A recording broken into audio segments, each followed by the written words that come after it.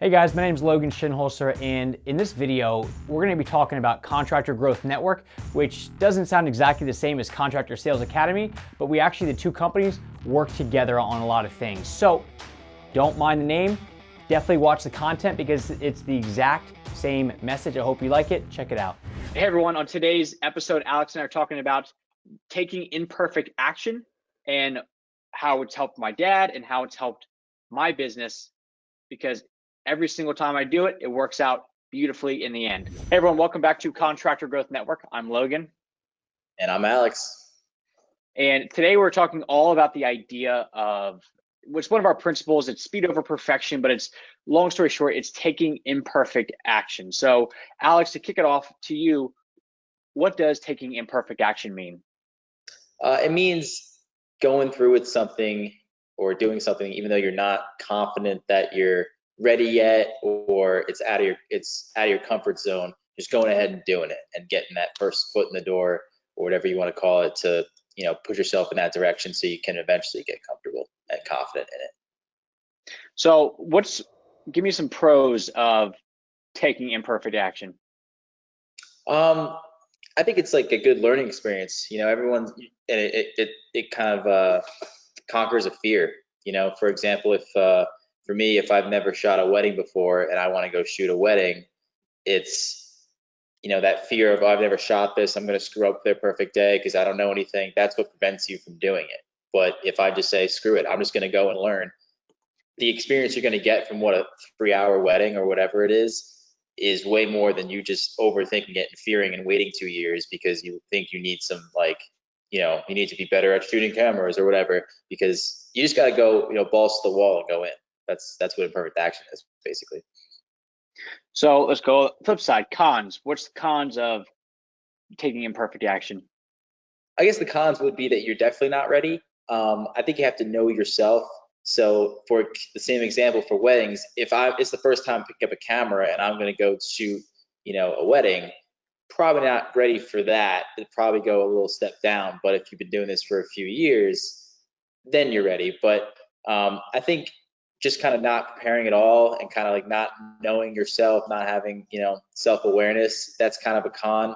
And that balls to the wall mentality might work sometimes, but there's a lot of times you also get exposed that you're definitely not ready for it. So for you, I mean, these company values that we have at CGN, one of them is speed over perfection. And it's another one is action oriented. So, and the thing with these values, they're not just the company values, they're the values that I personally live my life through, which is why they're the company values, right? Because you can't have values. This is what I learned. You can't have values that you want to have or you think the team should have if you, as the owner or the CEO, whoever, you don't believe in the values yourself. Then it's going to be obvious. And when you don't fulfill the values, then everybody else kind of follows suit. It's like if you show up to work every day and you have a shitty attitude, well, everybody who works for you is going to hate that, and then they're going to have a shitty attitude, and it's this domino effect. So for me, I'm all about it. I think you see that a good amount, and if you date me, you definitely see it a lot, because it's a lot of, well, that restaurant looks good, let's go. Let's just, like, screw it. I don't need to check the reviews. Like, they're open. There's going to be something on the menu that I like, and even if there's something that I don't like, or if it's all stuff that I don't like, I'm going to try something new. So in my mind, there's no huge downside. But for you, Alex, you are on, like, the disc and personality profile, the opposite of me. You're a little bit more calculated, and not cautious, but cautious. So when you think of taking imperfect action or speed over perfection, or, jumping in there and then thinking second, how do you feel about it, and how do you naturally gravitate or deviate from that? Naturally, I'm afraid of rejection. So that comes with the not taking imperfect action because I could fail. And it's not that I realize that failing is like a good way to learn and grow, but it's that to protect yourself from that rejection, from that failure. Um, so for me, it's like you said, like going to a new restaurant. You know, not that I wouldn't go to try a new restaurant, but in my mind is, why ruin a good thing where I know Chick-fil-A is consistency. I know what I like there, or good burger joint down the block. I love their burgers, so why would I go choose a new place if I already like their, you know what I mean? So it's almost like the fear of not having a good experience, and kind of being like sad almost, like I try to deflect all those bad experiences and just have good experiences. So that's kind of maybe a fault of mine to that I wouldn't take imperfect action on stuff. So the most common personality on the Enneagram test, which is what everybody is now going through with us, is 6, type 6. And what type 6 effectively is, this is your classic devil's advocate person. Well, we could go there, yeah, but like, what if we don't like it? Okay, well, you could build a new website, yeah, but like, what if it doesn't produce a billion leads? Well, you could do this, yeah, but so it's the idea of loss aversion, is that the most common trend or the most common personality trait in the US is those that are very risk and loss averse, because yes, you could put some money in the stock market, it could go way up, but you could also lose that money, and not losing that money is better than potentially making multiple like iterations of that money. So that's what I find a lot of people do is they get in their own habits, kind of like what you're saying with Chick-fil-A. Why would I try something new when I know Chick-fil-A is right up there? And it's these contractors and business owners, I'll see a lot of them where they do one of two things. Either one, you hit on it at the beginning, they wait for the perfect time. This is I talked to one of my buddies, he's 15 years older than me, and he was asking me like, when are you going to get engaged? And I was like, oh, I'm just waiting for the perfect time. And he was like, when is that? I was like, well, I guess when work slows down, and her work slows down a little bit. But in reality, I mean, Alex, you work here. When is work going to start slowing down for us? No idea. Might never. Right now it's ramping up, if anything. So how can I sit here and say that? And then Audrey's in the same boat. Like, she has no control. She works in finance. She has no control over that. So when is the right time? There's no perfect time. So it's that idea of, well, I'm waiting for this, or oh, I'm waiting for that, or oh, I'm busy right now. But a lot of the inaction, the consequences of that are huge. We deal with contractors that say, well, I want to wait until the slow season to build my website. Like, okay, great. What's the best part of your company? Why do people hire you? And they say, people love us and people love the product we put in. Well, when we build this thing in the wintertime in your slow season, and you don't have the ability to take pictures of projects on the spot, you don't have the top 2 selling tools for you. You don't have a bunch of pictures of you out working and professional shots of you, and you don't have projects that you're finishing, like before and afters, which make the website go way better, because you wanted to wait for the right time for you, where you could dedicate, it's in total like 2 hours for the entire process, but they think it's going to be this huge thing and they can't take the time for it and this and that. And I'm like, bro, I see what you post on Facebook. Yeah. You post several times a day about shit that's totally irrelevant to anything that you're doing. So you're waiting for this perfect time, but what you don't realize is, when you think it's the perfect time, it's actually the opposite. It's actually one of the worst times for you to do it, because now you're stuck. Now you don't have all this shit in place. So that's kind of what I find is the timing of it is messed up. Yeah, and also, like, when you think it's that perfect time, as soon as one thing kind of goes off the tracks, you're already like, this is stupid. I just shouldn't do it. It's not the right time then. And you convince yourself, you talk yourself out of it. When instead of going just into something knowing, I might screw up along the way, there might be some hiccups. When the hiccups arrive, because they're inevitable, your first time especially, you're just like, all right, it's just part of the learning experience. Now I know how not to do that. And you're going to get that full experience the second time you're there. And another thing I want to touch on is, like, if you're that person that's kind of hesitant to jump right in, maybe try, like, if you're take a picture of your pond, maybe take a picture of your pond in your backyard where there's nobody really around, you're comfortable in your spot, you're not really, you're home at night anyway, so you might as well do it. And you get to practice, you get to like it, and you're still jumping in, you can still use it on your website, but like, maybe you're not, you're building up your confidence a little bit to be like, what, screw it, let's just go to a client's house. Jumping in cold turkey is probably, I think, the biggest fear for a lot of people. And while you should do that, a little practice and maybe a little bit more of a comfort zone thing, like pushing it a little bit further and creeping in there is also not a bad idea. You can build up to it. You don't Yeah. have to, with a lot of stuff, you can dip your toe in, but what the problem is a lot of people wait for the perfect time. They wait for, well, I can't start video because all I have is an iPhone. What do you mean? Like, what do you mean you can't? Like, you're seeing stuff all over the news shot with iPhones. Like, this, you literally, yes, you can.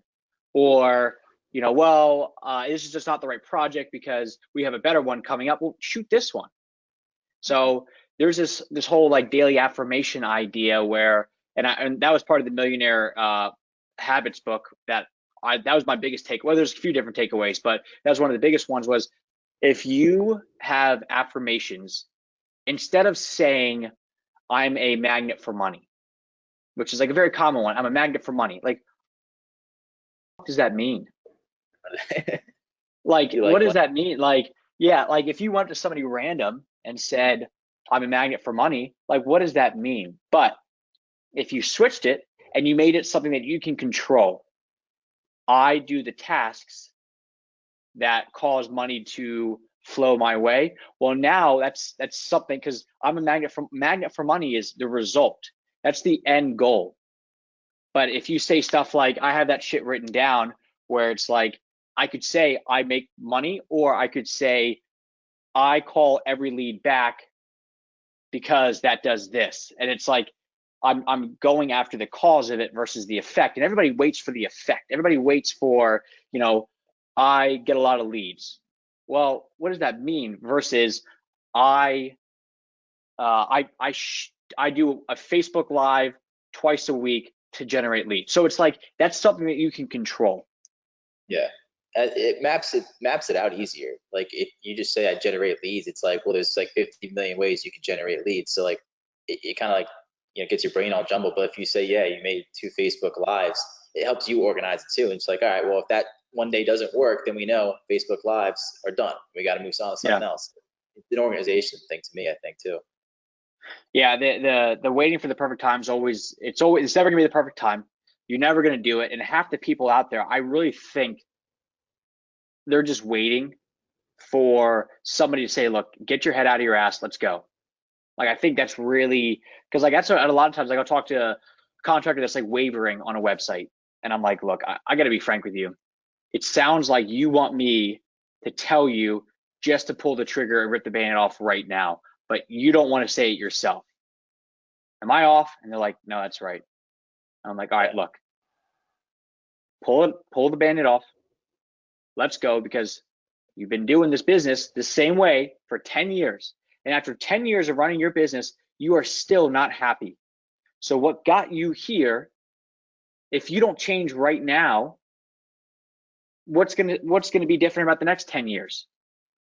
So it's these habits that we form that cause us, and that's the biggest thing I see is, oh, this is great, I got to think about it. I'm like, think about what? Like, what is going on in your head. Are you really going to go back and like run the numbers, or like, what is like, do you want to grow, or do you want to just stay the same and just keep reading about stuff and keep posting about what's going on online, or do you actually want to build a business that you keep dreaming of? Yeah, I think a lot of people, they're just like, they see that, and part of them loves to complain like, oh, my business will never get like that, because that's their afraid to fail thing. That's their comfort zone, knowing that if I just say, oh, that would never be me because they have this, this, and this, and I don't, it's like, that's their excuse to fail, basically. So just jumping heads on into it and like being like, I tried, it didn't work, so we're going to try a different strategy. There's nothing wrong with failing. You're going to fail. Like, something's going to go wrong. Like, especially if you say you're shooting your first video, you're going to forget to press record on one of your things, or you're going to mess up talking. But, if you're a perfectionist like that, it just doesn't work. You have to be, it's kind of speed over perfection. You just kind of got to do it, and it'll come out shitty, but the second time will come out better. The third time will come out even better. It'll just grow on that. So the way that my dad started the pond company was I'll try to make this kind of a brief story, but it ties into all this. So he had a pool company. He ran that for, I think, 20 years, did very well with it, sold it in 96 or 97. And then in 01, dot-com bubble happened. He lost 75% of his money in the stock market. So now he's got a family and 4 kids who are young. I think my sister was like 11 at the time, as the oldest. He's got to now go back and get a job. He can't be retired at 36 or 37 or whatever he was. 39, I think is what it was. So he had to go back and get a job. So he, one of his buddies who actually used to work for him in the pool business, still worked for the same company, but had like an offshoot department of building these backyard ponds. So the guy, Doug, said, Steve, why don't you come out here and do it and see if you like it? Well, he built his first pond, and he built it and finished it on September 12th, 2001. So he said it was, and if you are a pond builder out there, you know exactly what I'm talking about, is when you turn the waterfall on and you see the emotion that overcomes the person when they see the water running for the first time. It's like, it's life-changing. It's the most like calming, peaceful thing that you got. So he builds this pond, he finishes it, and he's just sitting there having this fantastic conversation with and it's still, I asked him the other day, I said, who's the client that got the most emotional ever? And he said it was the very first one. There was no planes in the sky. It was completely silent.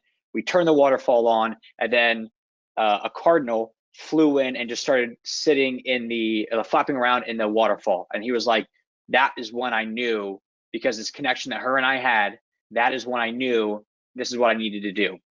Well, fast forward, I think like a week or two, he'd only built one, and he had somebody literally show him every single step. Well, fast forward, he had a rock yard, kind of a quarry, but more of just like you go out there, pick up stone and pallets of stone and stuff like that. Call him. He went over there, and they said, oh, wow, I see you're a pond guy. We're waiting, our old pond guy, we're waiting for him to redo the display pond that's in the front yard. Would you be willing to do it? And if you redo it to make it look nice, in turn, we will make you our dedicated pond guy. So he goes, yeah, sure. And they're like, great, we need it done sooner than later. When can you start? And he's there, and he's like, well, let me go home, check my calendar, I'll give you a call. Well, he literally had nothing on his calendar. He knew he had nothing on his calendar, but he didn't want to see him like, well, I could start literally tomorrow. So he goes home, and he said for a half an hour, he's just sitting there messing around the house, doing nothing, just trying to make it seem like he's like reworking everything. So he calls him up and he says, all right, I reshuffled some stuff to get you in, but I can start on Monday. And they said, okay, great, thank you very much, we'll see you Monday. So he agrees to come on Monday. They'll pay for materials. He has to build the whole thing. So it's him and a worker. So effectively, he's working for free, and he has to pay a worker, but they pay for the materials. Well, when you start a pond or you build a pond, they give you a pond kit. It's like you got your filter, like your waterfall, and then your skimmer, just like on a pool, it filters the water through. It's the whole mechanical system behind it. Well, when they deliver it to you, each one actually comes with a handbook that gives you 20 steps to building a pond. Now, mind you, he had no idea how to build a pond. Yeah. But this company gave him this booklet that comes with it. So what he would do is he and his worker at the time, he would like go in his truck, and he would look and open, and he would pretend like he's on his phone taking a phone call, and then he would look and say, okay, step 1 is this. So he would pretend to hang the phone back up, walk back outside, and go, all right, here's how step 1 works. And they would complete step 1, and then he would go back on his cell phone, quote unquote, and read step 2 and come back out and finish step 2. So he literally had no idea how to build this. And the whole time he's got this instruction manual on how to do this, and he's faking his way through it. And then when it's all said and done, he like turns it on, like and what happens with ponds is you have no idea if this stuff, especially in your first few, like you don't know how to like test it throughout it really. But at the end, you have no idea if this thing is going to leak like a sieve, if you accidentally, because this is your first one, punctured a hole in the liner. So the lady comes out and they turn it on for the first time, and he's holding his breath, hoping to God that this thing does not leak, it works properly and actually functions. And he turned it on, and the lady was like, this is the most amazing thing I've ever seen. You must be doing this for a long time. I can't believe I've never heard of you. So she is singing his praises, and he's sweating his ass off, hoping that everything just is good. And it worked out well. But what he very easily could have done, and the reason I bring that story up, is he very easily could have said, well, I actually just started. let me get a few under my belt and we'll go from there. Or, actually, I don't feel comfortable doing this. I don't know how to do it, this and that. But like a lot of us, we will put ourselves in these situations. I mean, if you own a business, you are naturally a problem solver. Yet, what we all fall victim to is we only like to solve problems that we're completely comfortable with and that we've already solved before. We don't put ourselves in these scenarios where we go, well, I will figure it out. And that's a big problem, because how do you get somewhere new if you never try something new? That was what happened in the fall of last year. As I hired on Melissa and Laura, not really having enough work for them. Same with you, Alex. And then lo and behold, as soon as we hire you guys, guess what happens? The work somehow comes in because we figure out we've got a couple people sitting around with nothing to do. They're getting trained up. Let me bring in more work, and it just happens. Yeah. Yeah. When you were saying that story, the two things really like stood out to me. It was, September 12th, 2001. That seems like the worst possible day to start anything. Anything. And it turned out that it was the best possible day because there was no planes in the sky, and you could hear and you could see a cardinal drop right in front, right on the pond. And it's like, that turned out to be the perfect day to build your first pond. And then when he's building the next pond and had no idea that it was going to, even if the water was even going to like down a slope, basically, it turned out to be another great day. And it was like, just like you said, if you didn't just jump right in and just go for it. And if you've never had a pond before and someone builds you a pond, 95% of the time, it's probably, they're going to be like, it's amazing because they've never had a pond before. And it's a total upgrade from their sod or dirt backyard they just had. So it's that part where you have to take a step back and realize the situation. That's like, are they actually going to know? Like, are they actually going to realize? Like, probably not. So let's just go for it, jump head on. And the thing with the pond is, I didn't even say this part, but we'll talk about bad timing. So September 12th, 2001, he starts it and everybody goes, you're crazy. The economy, because the economy took stock market took a bit of a dip, as you can imagine, because of it. Well, guess what happens for the next year? Everybody's nervous to fly, but everybody's got all this money saved up. So what do instead? They put it into their homes. Yeah. So guess what is a good thing to put in your home is a pond. So his business took off right from the get-go when everybody said, you're crazy for doing it now. 2008 happens. What does he do? He puts more money into marketing and advertising. When everybody else pulls money back to save and get nervous about everything, he doubled down. Well, because think about it, who would spend extra money to put a pond in their home? Like, nobody rational, because that's not a need. You really, during these times, you really dip back into, well, I just need 4 walls and a roof over my head and food for my family, and that's all I'm going to spend money on. I'm going to hoard cash. But that's not the case. So all these other pond people that did that in the area, they just either stayed the same or they started to dip back down because they're not proactively growing. Well, he did the opposite, and he grew 08, 09, 2010 during the Great Recession, which is not the recession, it's the Great Recession. It lasted forever. During this time, a pandemic across the world, what do? We ramped up their advertising because they've done this before. And guess what? They're currently up $250,000 year over year from last year. And last year was the best year they ever had.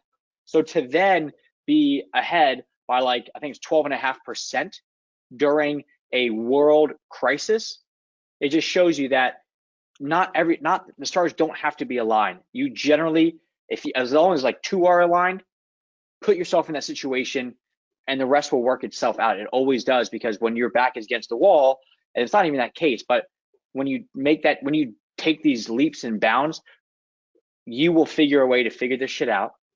And if you're always waiting for the perfect moment, I can't tell you how many contractors I see that constantly post in these Facebook groups saying, hey, what about this marketing company? Hey, what about this one? And I'm like, bro, you have been asking about this for 18 months now.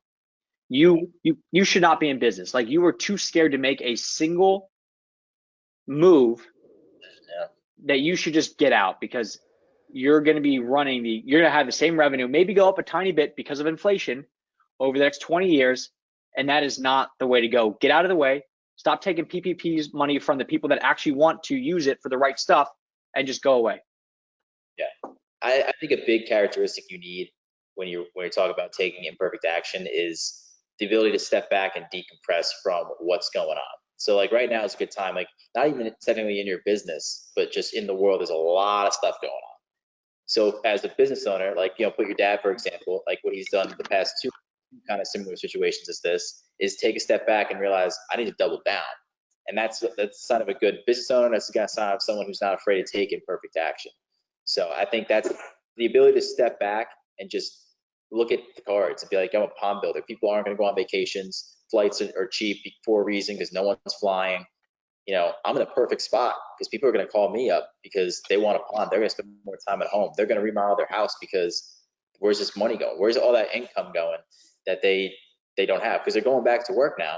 So they're going to want to spend it eventually. It's that ability to just completely analyze the situation and take yourself out of it is a huge characteristic of imperfect action.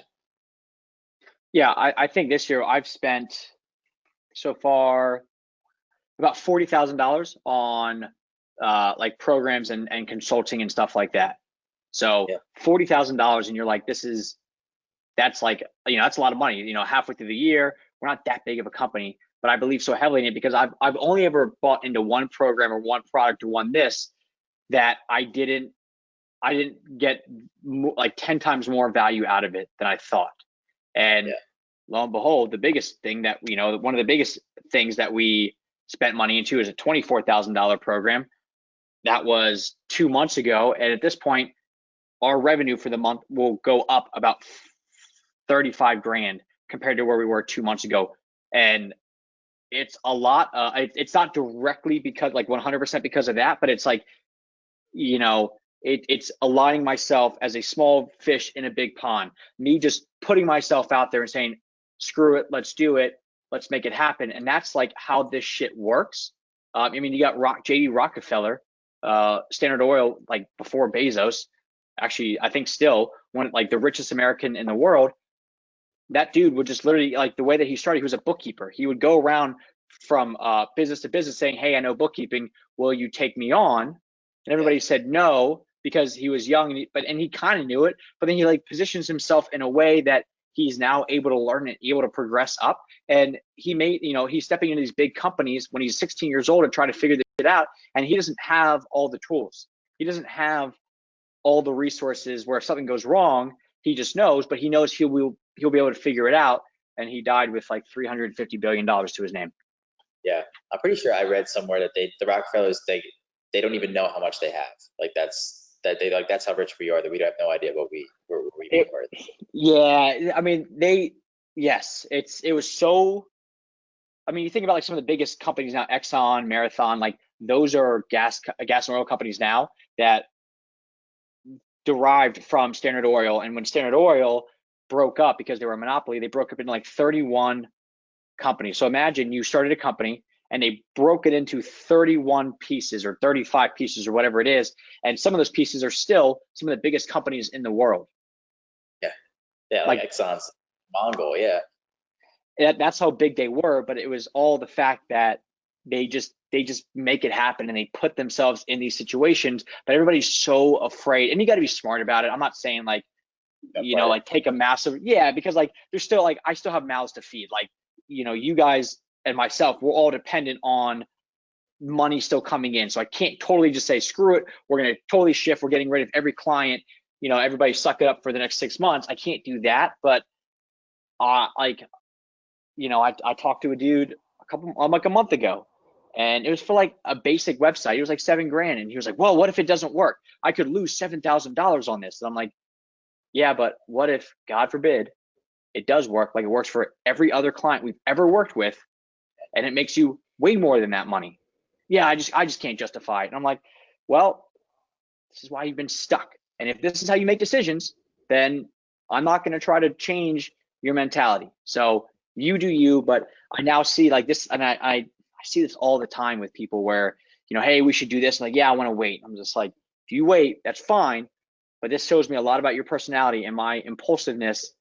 There's been a lot of times it's gotten me into trouble. There's also a lot of times it's put me into the right place at the right time to then springboard my business, myself, my social scene, whatever it is, just because I say yes to a lot more things. And that's something I've also heard, is that when you're under $1 million in business, you need to say yes. Or the problem with getting to 1 million is you don't say yes enough. And the problem with getting past 1 million is you don't say no enough. Yeah. This is like the perfect time to reinvent yourself. And I'm not saying like, I'm a pond builder, let me go to be a painter now because, the pond business wasn't as best as I thought it was. It's reinvent yourself in ways in your company that you didn't like, or you want to change, or you want to grow it, or you want to take risks in. And like a website and your marketing, like investing in that, that's a good way to do it. It's probably, probably right now it's probably picking up for you, but talking about like a month and a half ago, not a lot of guys probably out in the field. Everyone was still quarantined. So it was a great opportunity to be like, yeah, I'm gonna reinvent myself in this way. You hear it a lot in sports too, like guys are gonna reinvent the way they're playing because they're not playing, so they have all this time off. But it works for every business too. I mean, think about like in football, right? Let's just take that for example. There's like the Wizards right now, or basketball. The Wizards right now are still holding out hope that their two stars between John Wall and Bradley Beal, they're somehow going to be a team. And it's just like they're paid way too much money that they're never going to have a supporting cast. So rebuild. Just say screw it, rip the Band-Aid off, because right now it's this sunk cost fallacy of, well, we already invested so much time and energy into these two guys. We think they're our guys, but even if we got like the best surrounding cast and like everybody like took all the good players took pay cuts, we may get to like the semifinals of the Eastern Conference. Like maybe. We're not winning a championship. We're not taking over any of the LA teams. Like it's just not going to happen. So what are we fighting for? Are we just fighting to get fans back in the seats? Or are we going to say, screw it, we're going to totally get rid of our top two stars and just rebuild, reinvent, and restart? Yeah, I mean that's the difference in some teams. Some teams just want to fill the seats and they just want to make a profit and don't really care about the outcome. And some teams, like you want to put, the Lakers, the Yankees, all these top, worth teams. It's because they're good. They care about winning, and the fan base cares about winning. And, like the Pirates are a big example. They will never, their ownership will never spend any money on any new players. They will just take what they got and that's it. So, I mean, it's your same business. If you just want to take what you got right now and not spend the $7,000 on a website because you think it's too much of a risk, then that's you. But $7,000 could turn into 170 grand real quick. And very quick. But they don't see it that way. They see it as you step over dollars to save nickels. And they see it all the time. You see it in the CSA. You see it in contract. You see it in all small businesses. And those businesses that are doing okay during quarantine are those that saw this principle early on, took those risks, because all you really need is one or two of these quote unquote risks, which they're actually not that risky, to pay off, and you're golden. Yeah. I mean, you're a business owner. Like, how many times have you made a decision that's backfired on you? And I think it's inevitable. Yeah. I mean, yeah, there's a lot. I mean, there's a lot of things that you do and it doesn't work.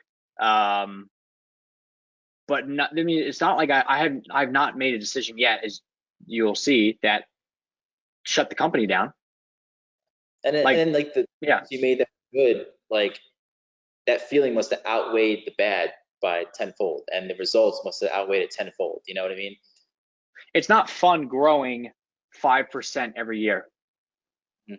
Like that's not, I don't think people get into business for that. Like I think people get into business because they like the freedom, but like just to pretty much make the same income like every single year, not be able to hire anybody new, not be able to create wealth for your family, that's gotta suck after a while, because nobody starts that. I mean, it's like, that's like if you started you started working for somebody, if you didn't get pay raises, that would suck.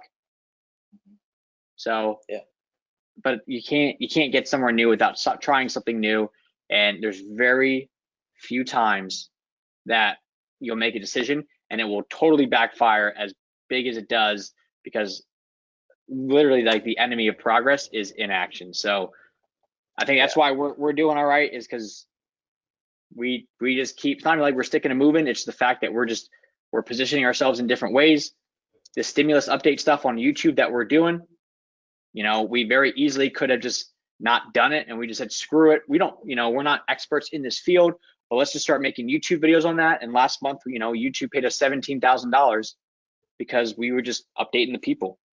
Yeah, that's a great way of like reinventing ourselves, and like this not making not a permanent like fix, but like for the time being, we reinvented our channel, being like, let's just do stimulus updates every day, and look what it grew to. You know what I mean? So that was a risk that could have been nothing, like didn't work, but look at the result. Like you said, we made 17 grand on it. So it's like, And yeah, and now we can shift because we have the client base where it's not just, contractors looking for marketing. Now we can talk more about, being smart with money and finance and stuff, and that grows because that's more of a movement.